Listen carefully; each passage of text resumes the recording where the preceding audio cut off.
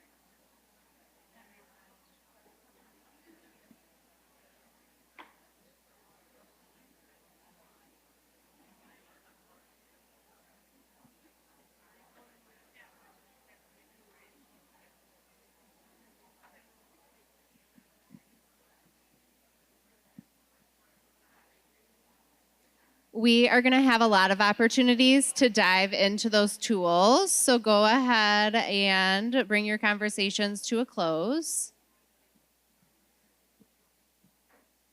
And like Trish said, Amy and Macy had a wonderful starting session for us, and they got us to think really hard about creating space to understand children's mathematical thinking.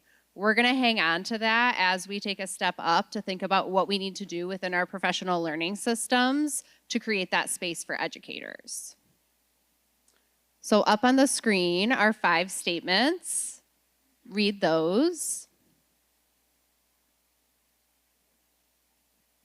And as you read, pick a statement that resonates with you.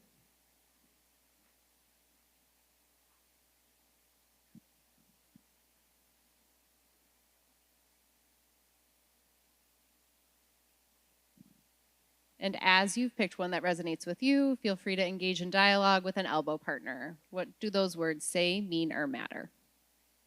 And don't feel tied to one. We're going to pick one specifically in a couple minutes.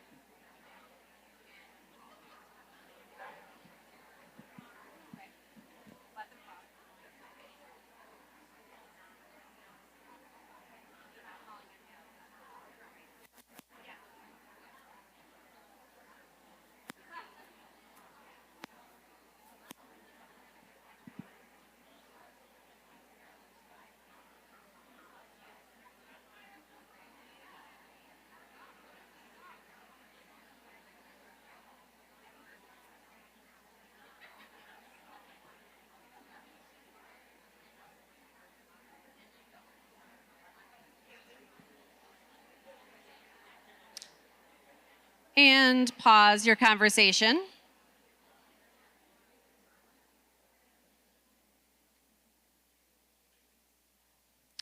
The early math team has had the absolute pleasure of working alongside Dr. Allison Fox-Resnick, one of the authors of this book, who will engage with you all tomorrow for quite a big portion of our day.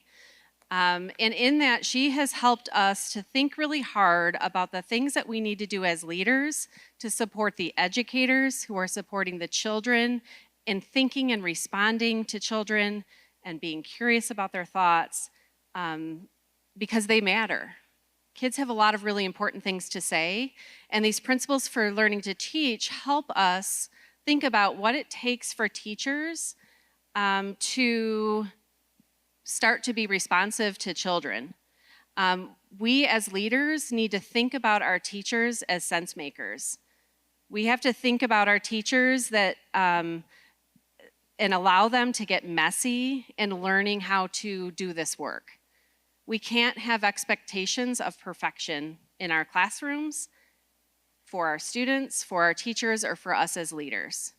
And so as we think about this work in the next hour and 15 minutes and across the next 2 days together, we want you to think about how do we as leaders position ourselves as messy sense makers in this work as well.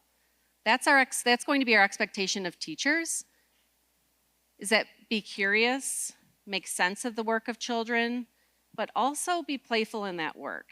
And so as leaders, let's think about how can we also be playful in the work? How can we not think that we need to be perfect all the time in order to support the educators that we're working with?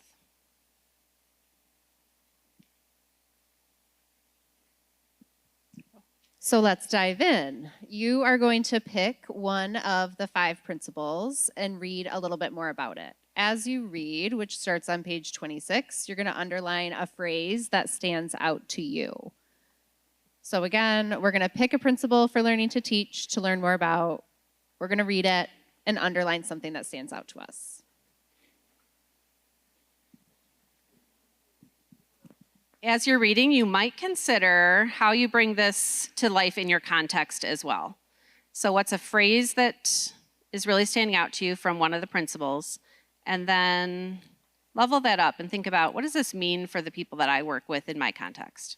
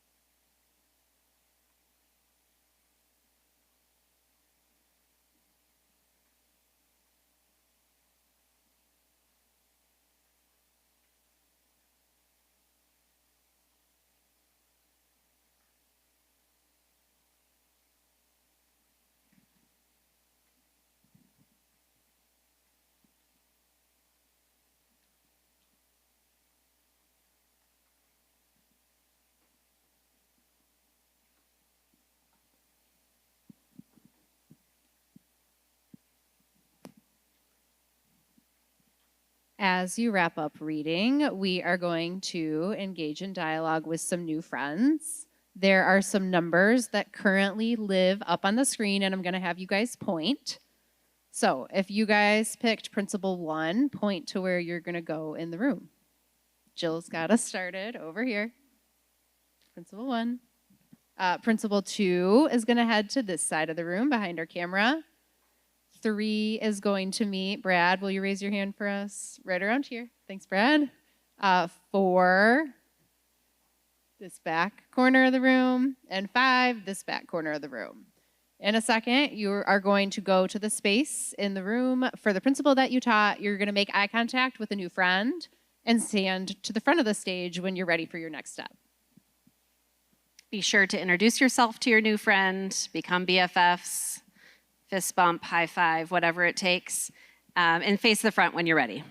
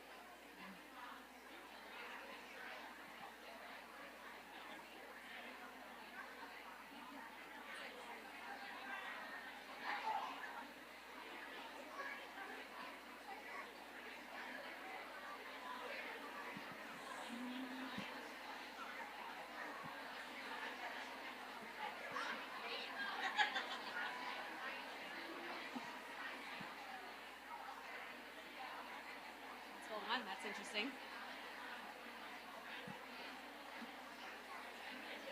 It sounds like we all have some new BFFs.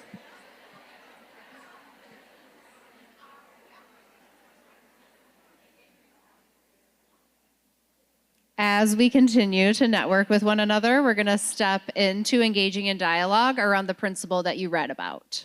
So on the screen is an opportunity to share what you underlined, and your partner is going to pause, paraphrase, pose a question back to you, and then switch turns.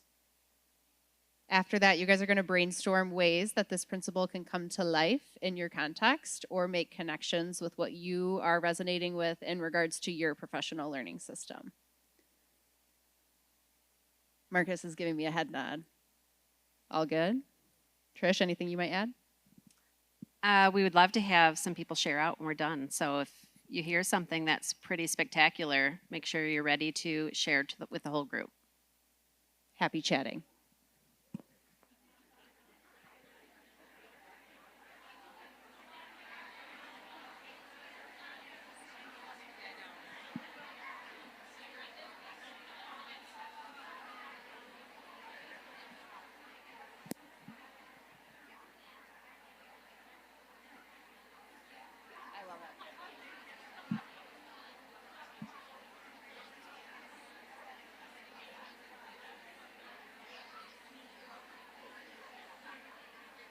Do you see Marianne and Jill?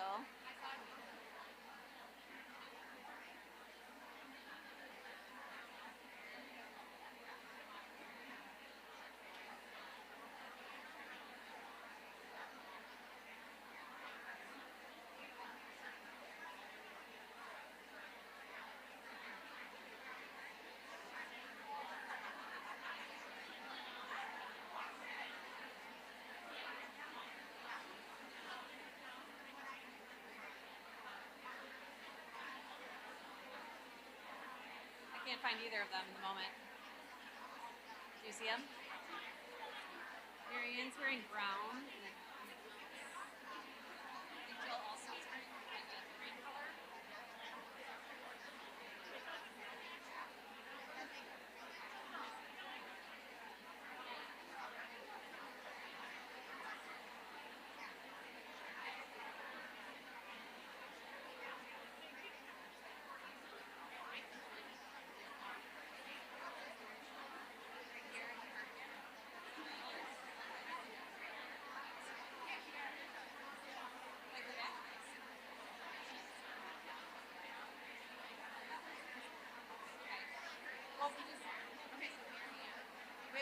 We want them to start.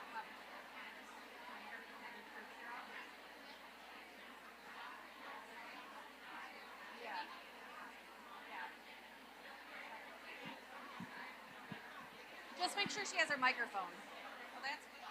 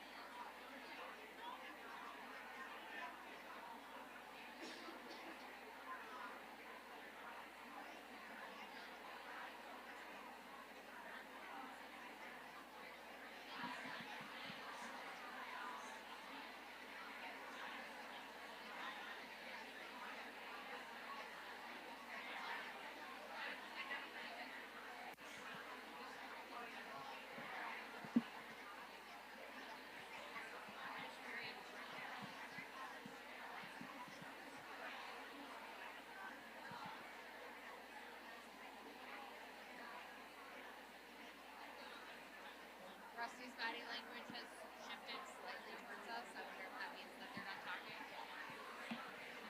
Yeah, sure.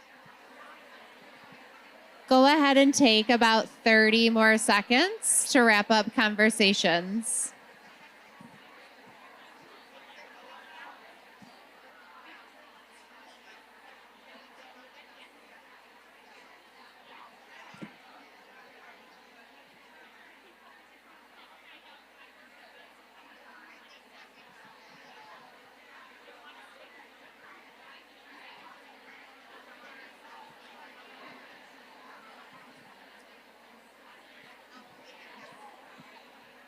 We're going to go ahead and come back together. Cue our microphone runners.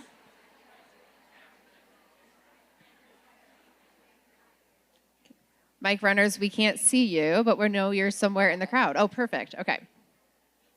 We'll start with one. Okay. Okay, we are going to go in sequential order. So we are going to hear from one group from each principal, starting with one who might be willing to share out something that they connected with or something that resonated with them. Am I sharing right now? Yeah. I didn't know if you're going to collect everyone's person. We were talking about Principle 1, that teaching is something that can be learned, and specifically relating all of this back to our teacher prep programs and how we learned, and it's not this. And it feels like the work that I did was very expensive for me to just rework it right now. But thinking about how we are interrupting the things we learned in college or didn't learn, it feels like daunting at times, but knowing that we can learn and teaching can be learned, this just felt really all-encompassing. Yeah, thanks, Kelsey. Just like all children can learn to do math, all teachers can learn to teach math. Thanks. And yes, very different, interrupting systems as well. Number 2, we'll make our way back to you. They're over here, I think. Oh, 2. So Jill's over here. Perfect.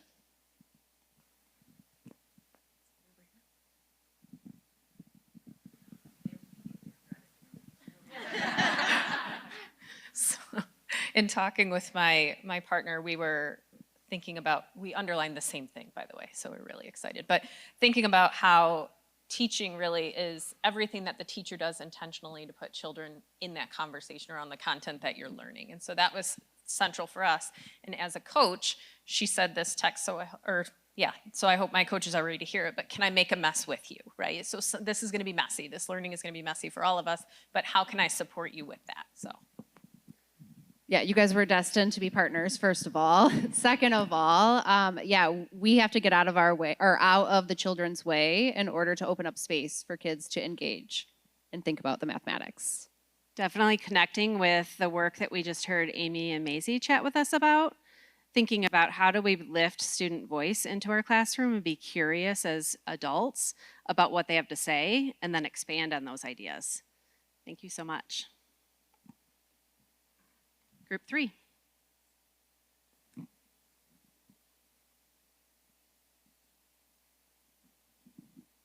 We have a brave volunteer.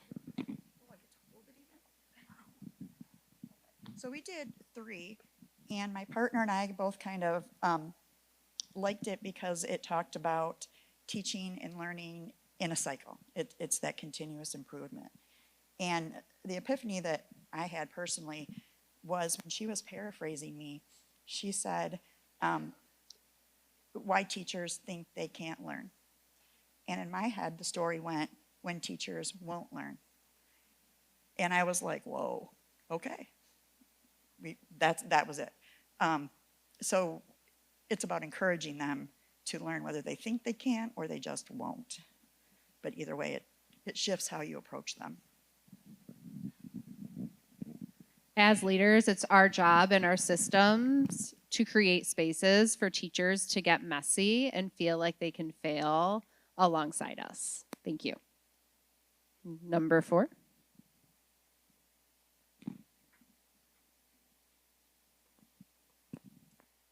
Ours was about making teaching public, and my partner and I both sort of gravitated toward the middle of the paragraph that talks about equitable instruction. And so really the fact that if we want all of our students to have high quality, equitable math instruction, that we are going to need to make our teaching public. We're going to have opportunities for our teachers to share their planning together and their teaching before, during, and after lessons and things like that, if we want those things to happen. Yeah. Thanks, Amy. In order to do this work, we have to do it together. We can't just go into our classrooms and close our doors. And we have to think really hard about the ways that we deprivatize our practice. Amy actually modeled that for us up here in our choral count earlier.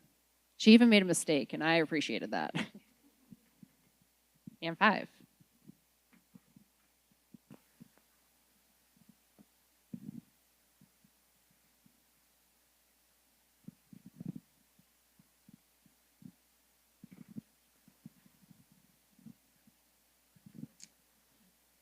So what resonated with me was the what happens inside of grade level team meetings, professional development sessions, co-teaching experiences. I think of a lot of new teachers that I work with, alt-cert teachers. So there's a building level focus, there's a mentor teacher focus, there's a district-wide focus, there's something they're focusing on in their alt-cert program, and then math coaching and literacy coaching, and they're getting pulled in lots of different directions and trying to work on certain things all at one time. And I think we talked about that kind of leading to teacher burnout, and that not having that continuity or that thread that can pull through each one of those, because everyone kind of has their own agenda or their own focus, I think is like a big challenge. Yeah, it's our job as leaders to create cohesion within the professional learning systems that we live in to help teachers make sense of the goals that we have at the local district level. That's a perfect segue, Trish. Would you agree? It sure is. I'm going to name, before we head back to our seats, that Allison is going to be doing a session with us tomorrow morning that is called something like, you can't look good and get better at the same time. Right? I think we can all agree on the truth in that, right? Throughout our time together over the next day and a half, there's going to be opportunities to like jump in and dive deeper into these principles. And we encourage you to like think about what's your pathway for the next day and a half or 2 days with us, and really read the descriptions of the sessions. We'll describe them to you as well, but pick those that you're kind of like feeling you need to know more about. Step out of your comfort zone and engage with others, ask questions. This is a journey that we're on, and it's a pretty amazing journey.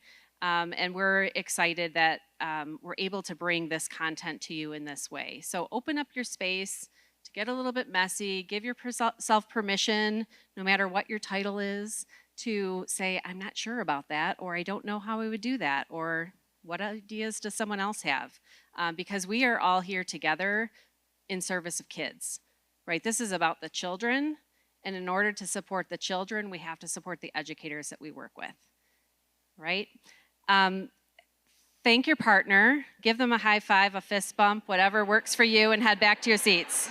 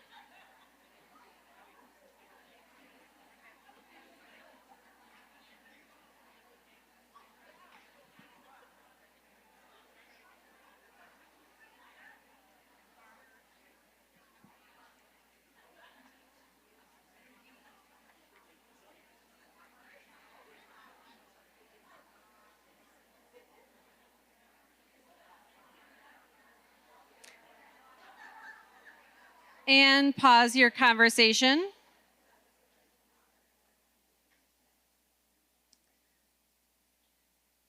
The book Learning Together has really supported our team and many of you that we work with pretty regularly in thinking different about systems. We're going to shift over to the design card tool that you have. So if you want to put that in front of you. Incredibly connected to Learning Together and what you just read are the design principles that are on the very first page of the design cards. Take a moment to review those design principles.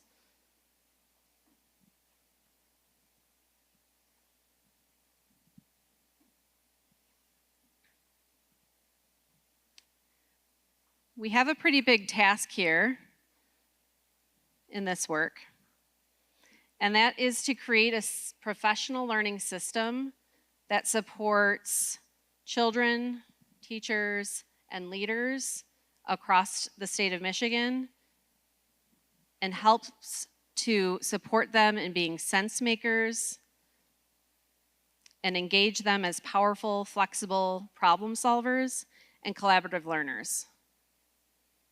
I think Kelsey said it really well. Like, I didn't learn these things when I went to learn to teach. Like, these things were not okay. I was kind of expected to go to a PD and learn something and then go back to my classroom and close my door and do that thing that I learned. And I thought I had to do it pretty well. It's kind of like the mantra that we've lived in. And so we're going to work to unlearn that as educators, as leaders, as children. Right? That math isn't about all right answers, getting the right answers. That's not what we believe about mathematics. And so we're going to work towards that. These design principles help us think about how do we create a system for the educators so that we can enact that inside of our classrooms. So we're going to focus in on one principle today, but first we're going to do, did I miss a slide? I feel like I did. I think a slide's missing. What? That's okay. We got it. We got it. We don't need it. Okay, everybody point to that teal design principle that is on your front card. We are going to zoom into ongoing progress along complex learning trajectories. I think a few times we've named today that learning is really messy for the kids that we serve, but also as leaders, we have to realize that it's really messy for the educators that we serve. So we're going to think about the kids that we serve through the opportunities that we're providing our educators to get messy along a messy learning trajectory. And so when we think about a trajectory for, this is card number 3, for those of you following along in the design cards, that's where we're going to spend the rest of our time this morning. If we think about card number 3, we're thinking about that trajectory, and we sometimes consider our trajectory as looking like this type of an arrow, where we're starting at some point and we're trying to learn something new, and over time we have this kind of squiggle. And that's what we as early math leaders and early literacy leaders are utilizing as our trajectory for learning. But what we know is that learning sometimes looks like this, and probably this,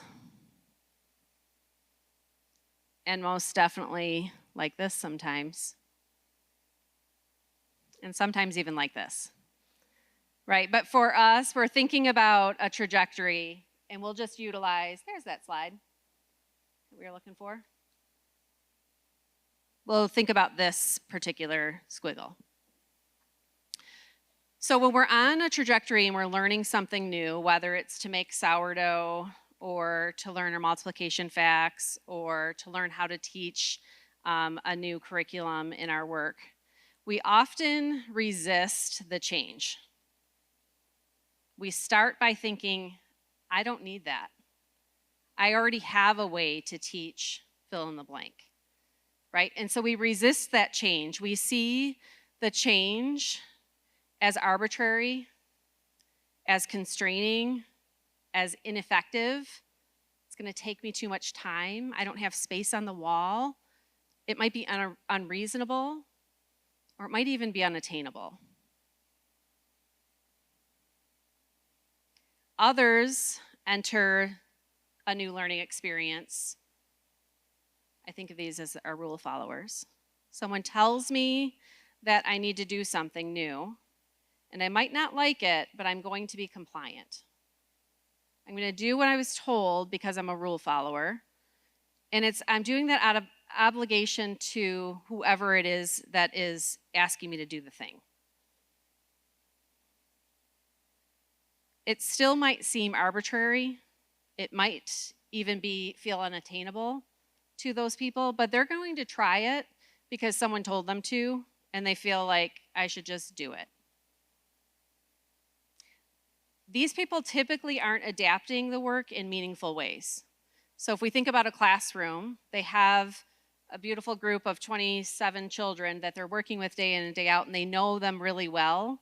And this new tool is introduced to their classroom or into their system, and they don't adapt it. They just do, they follow what it says in the book for thinking about a new curriculum.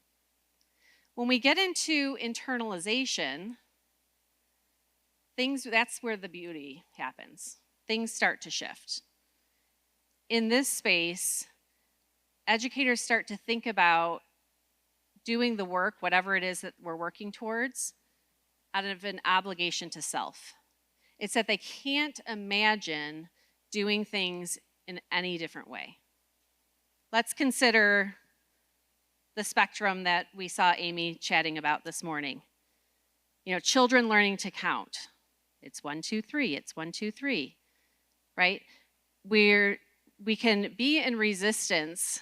The little girl was in resistance. It's not 1, 2, 3, 4, it's 1, 2, 3, 5, 1, 2, 3, 5, right? But through events and roles, routines, and tools, we can get to a point where we're like, oh, I can't even imagine not including 4 in my number count, right? And as educators, these same things happen for us. And so all of these spaces are really important in our education system. It's not that being resistant to something, like we don't want all of us to just agree to whatever the new initiative is. We need to resist. It's important in our system. It helps us define the work. It helps us make sense of the work. Some of us need to be compliant. It's a necessary stage. Like we're just going to try something and we don't think it's not going to be perfect, and that's okay. We want to get to the point, though, where we're doing this out of obligation to self, where we can't imagine doing things like lifting children's voices into our work. We can't imagine just telling kids how to do the math. That's where we want to get to, but that work is incredibly hard. On page 32 of Learning Together, there's a passage that I'm going to invite Jill Ball to read out loud. It starts with teachers are responsible, and I think it's about halfway through the page. And it really speaks to what Amy and Macy were talking about today. We're asking educators to open up space to listen to and follow children's thinking. That's really, really difficult work. And it's really, really easy to just resist that work. So let's read the words. They'll be on the screen, and they're also on page 32. Jill's going to read them out loud for us, though. Teachers are responsible for student learning and typically feel a lot of pressure to make sure students learn. Seeing students at very different places in their skills is alarming, so it's natural for teachers to identify what's missing in students' skills and try to fix those. And in fact, the pressure and expectation to examine data in schools typically orient teachers to identify where students are not succeeding. Discussion-based teaching practices and the use of open-ended tasks can make teachers feel like students are awash in loose instructional conditions where their learning is uncertain. So it makes sense that teachers feel compelled to direct and model what good work looks like as a way to ensure student learning. Let's pause right there for a second.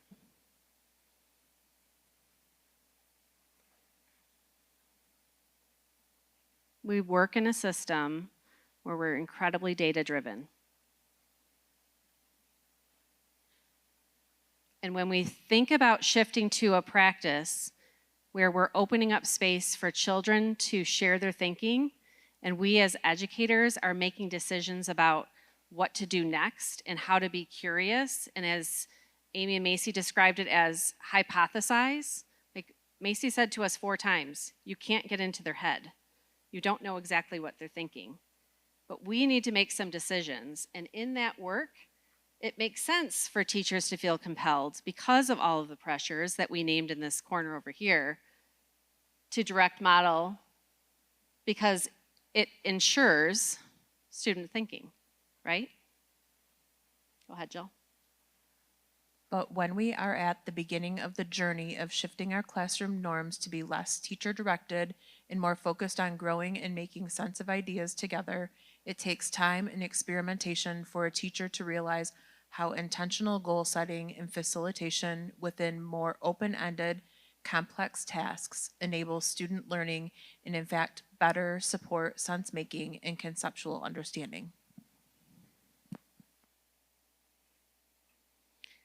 The work of opening up space in our classroom is important, but it's also really hard, and no one of us can do it on our own. And so in this next section, we're going to think about, what does it take for teachers to open up space? What does it look like along a trajectory for our educators?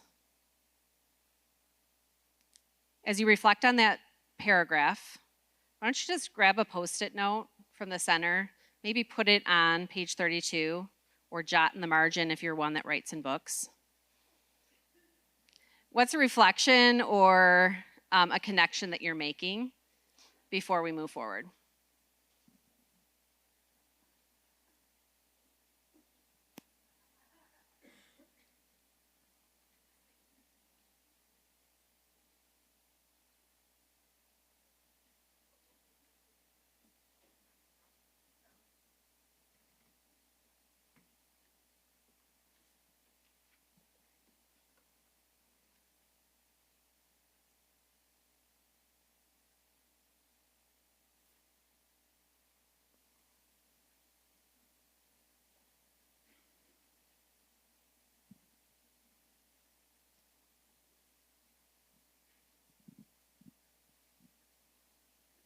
On the screen is a QR code, and before we scan it this time, we are going to pick one really techie friend at our table to pull this up on a device that you can type really easily on.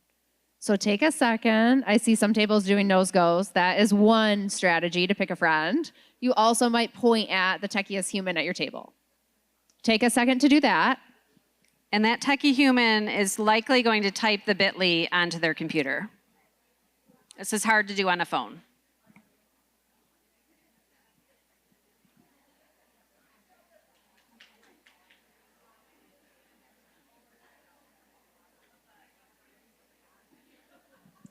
Once you have your techie friend, go ahead and type that bit.ly in, bit.ly/institute dash Capital T, lowercase f, learning. with a capital L. We did not make that, but sorry.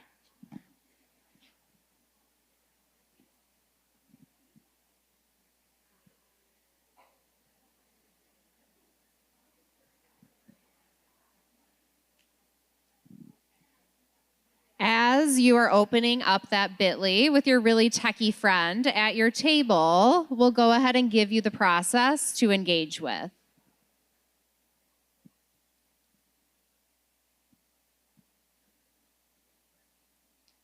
We are going to live into messy. We're going to be okay with incomplete work. And we are going to have some time to think about what it would look like for educators to move along that learning trajectory and how they might unfold as they grow into opening up space to follow children's thinking in their classrooms.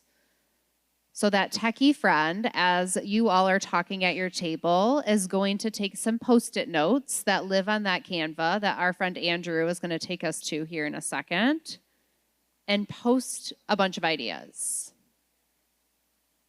And so you're thinking about if we're asking teachers to open up space for children to think, and that we're asking educators to follow that children's thinking, and then make decisions based on that thinking, what would it look like if a teacher was resisting that movement? What would it look like, sound like, feel like if they were in compliance? What would it look like, sound like, feel like if they were in internalization? You'll see there's lots of Post-it notes. You're going to move those around, techie person. Other people at the table might just be saying words. Techie people are gathering those words and putting them on Post-its. Got it?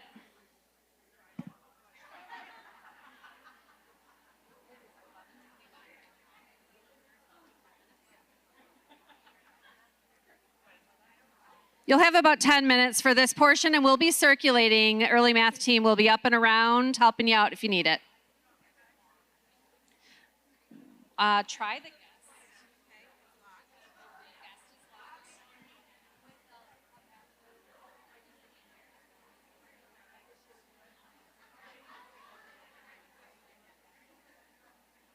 Thank you, Amanda.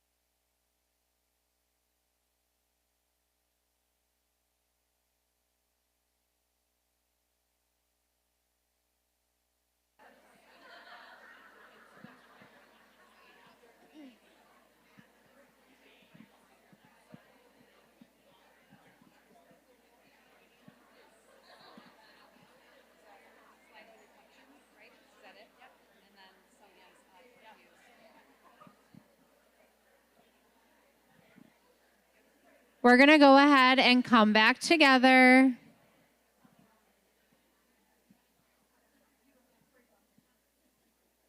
Trying something new as a very large group with a ton of sticky notes, and it's getting messy. We're okay with it. We're going to invite you to zoom out a bit. Here's something. We know a lot about this already. Like, we're able to identify what this looks like and sounds like and feels like in all parts of the trajectory. Let's look for a few ideas that we see transcend from resistance to compliance to internalization. Andrew, if you scroll down a little bit, the team has pulled some down a little bit lower. There you go. It's a nice little line there. Alrighty, we have a couple for resistance. The first one in the yellow, I've tried that before and it doesn't work. Yeah, head nods. What if I get it wrong? I'm not doing that.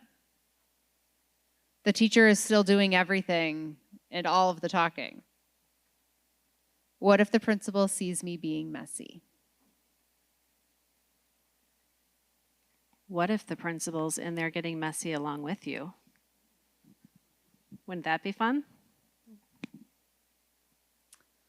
Resistance could also look like one more thing. This too shall pass. I've always done it that way. It's the pendulum. Or they have no motivation.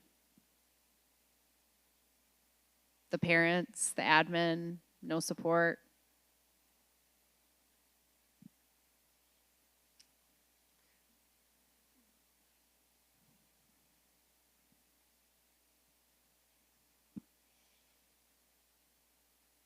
A few that stood out as we move into compliance are going through the motions, teaching from the student text, not adjusting to meet the needs of the students in your classroom,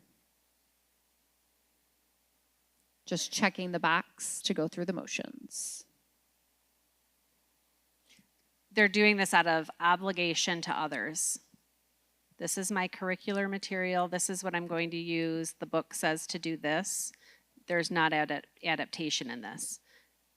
There could be really great learning for the teacher and the educator here, but the purpose, their internal purpose, is really out of obligation to someone else besides themselves. They're doing it because someone told them to. And as we shift to internalization, and our whiteboard moves over,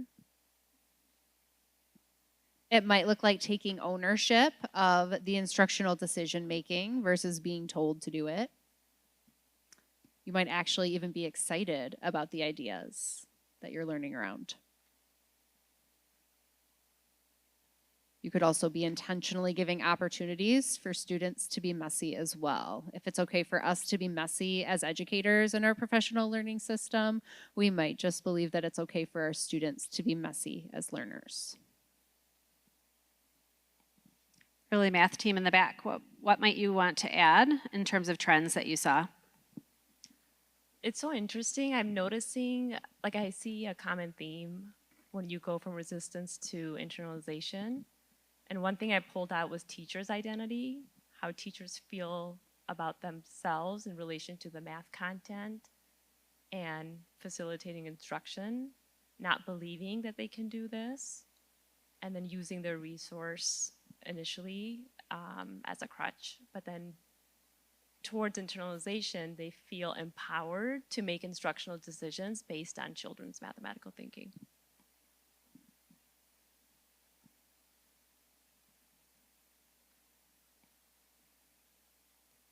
Thanks, Sonia, for adding on.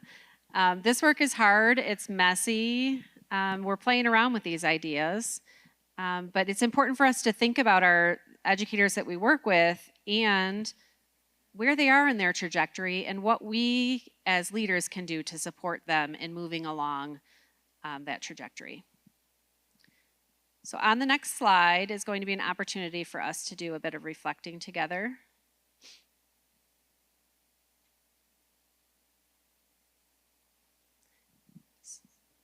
Which is through Slido. Go ahead and get that phone out, scan that QR code.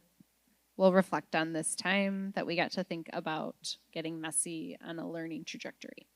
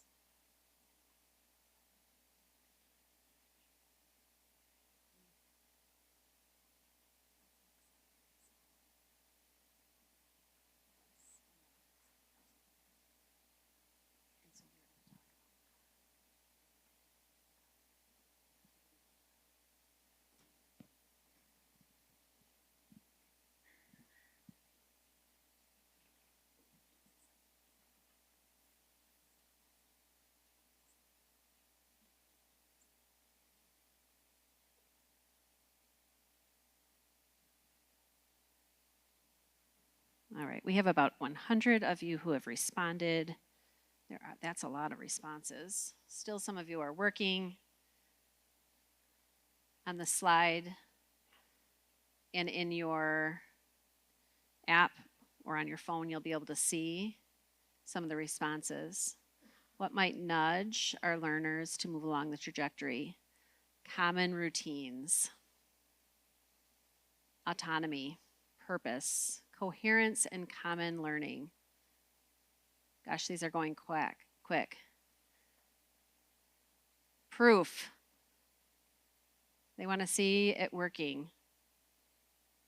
Taking a first messy step. Love that one.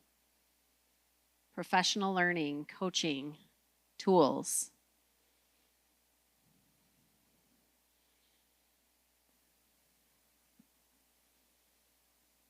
Support from administration. Empathy. Encouragement. Positive support. Aw, Amy, it says allow more time for play and curiosity. We love that. Allow time for risks. It says allow them to get messy. Let's allow ourselves to also get messy.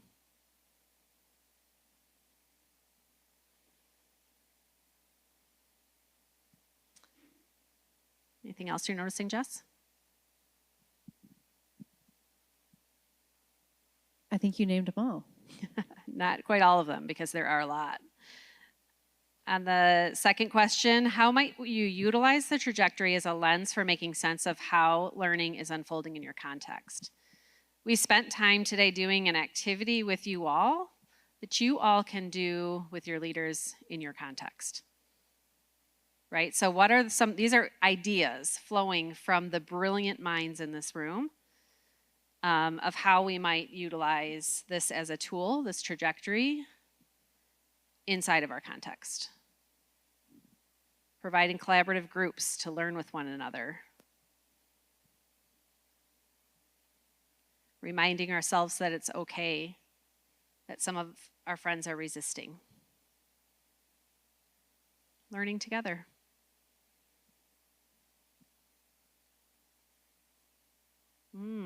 Here's an idea. Having teacher learners self-identify where they are on the trajectory.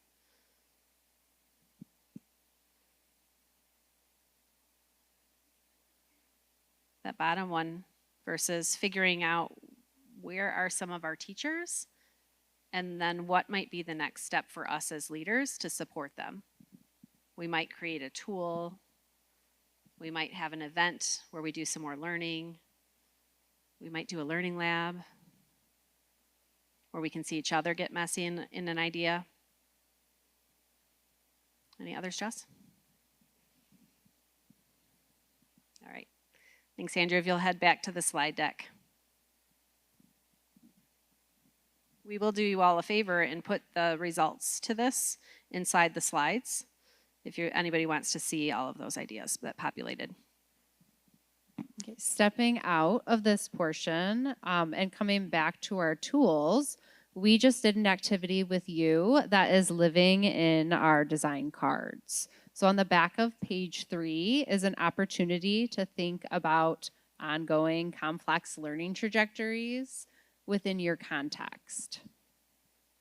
Just like we hope that you create space for your teachers to open up space for children's mathematical thinking, we hope that you think about this at the system level as well. So we just walked you through one of the routines that you can do at your own professional learning system level. Hi, Sonia. Hi, Jess.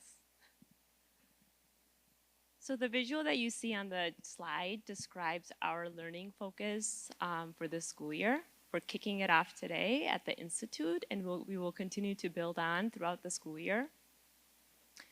The heart of the math lesson is discourse. So we're hoping to transform discourse in classrooms that center on children's mathematical thinking that can serve as the foundation for learning in the classrooms. We will also highlight teaching practices, key teaching practices that enable educators to open space in their classrooms to allow for children thinking, to notice children thinking, and to follow the thinking. We truly believe that if educators live into our values and essentials, this kind of discourse will be happening in classrooms across Michigan. So today in breakouts, we're going to leverage research from cognitively guided instruction. This was a research base that was used to develop the early math essentials. We're going to zoom in on specific teaching practices that will enable this type of discourse to happen. It will enable teachers to open space and then follow their thinking. Okay, we also hope that you all want to hang out with us tonight. If you haven't heard yet, we are hosting a showing of Counted Out at Studio Park here downtown Grand Rapids. I would say you could walk. It is less than a half a mile, but I know not everybody likes to walk. There is parking that is available there. The show will begin at 7:30 p.m. And we will have a panel to follow up tomorrow morning, a very important special panel with some of our friends in the back of the room. It's going to be a very fun time. So again, if you want to hang out with us tonight at 7:15, we will be at Studio Park with the show beginning at 7:30. What there might will you be add? popcorn. Oh, there will be There popcorn. will be popcorn. Yes. It is an outdoor venue, and there is not supposed to be any rain as of right now. And there's chairs. And there's chairs.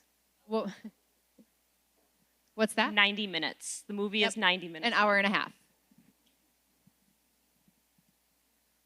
Since we're closing out our days in breakouts, we're going to go over the closing for today and then talk about the logistics for tomorrow.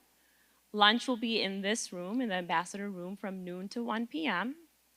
You will have 6 choice sessions to choose from, and I will go in detail and highlight them. They are highlighted in the purple pages of the program. So the breakout will be from 1 to 3:30. You will get a break in your breakout. You're going to grab all of your materials after lunch and then head to the breakout space that you want to go to. Anything else, Jess, for today? So we're not going to come back here. We're going to conclude with the Institute after the breakout session, which will end at 3:30. And then after you all join us at Count It Out, we'll come back here again tomorrow for breakfast from 7:45 to 8:30. And at 8:30, we will begin a panel from Count It Out from tonight. We hope that you'll bring the same materials that you have on your tables right now to engage with us. We'll be using those tools throughout our entire time together to try to create the most cohesion possible. We're also really excited for our literacy friends to join us tomorrow as well. I'm just going to take a few minutes to highlight the breakout choices so you can think about which might be a good fit for you. But before we do that, I want to thank all of the facilitators for the breakout sessions that you see on the slide. If you are facilitating today, can you please stand up? Some might be in their breakout rooms. Can you please stand up? Let's give them a hand.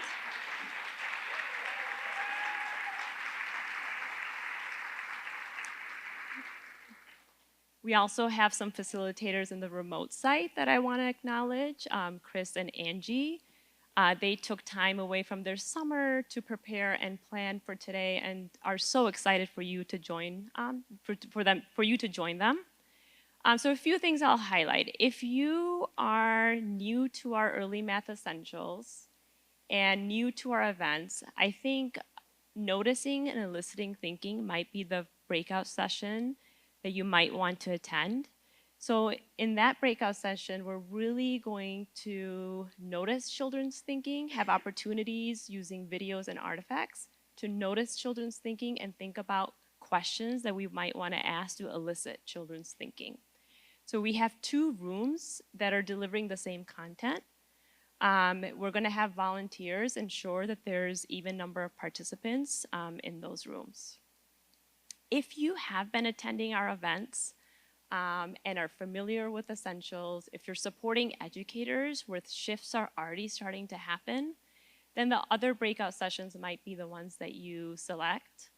Making thinking public is going to be focused on discourse and what types of facilitator moves will enrich your discourse and support children to engage in the reasoning of others and learn from each other. If you're wondering about how to even create this open space, how to provide equitable access, and how do we ensure that all students have a way in to the problem, and what kind of things do we need to consider when we're planning and preparing, then Launching with Purpose is the breakout that you should attend, because in that session, we're going to talk about how to pose problems to ensure everybody has access and some things to consider when you're planning and selecting problems.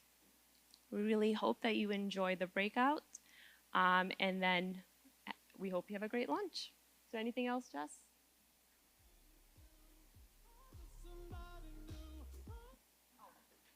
Pre-K, I forgot. Pre-K will be staying in the ambassador room, and we're also going to be focusing on noticing and eliciting, but using videos from pre-K classrooms.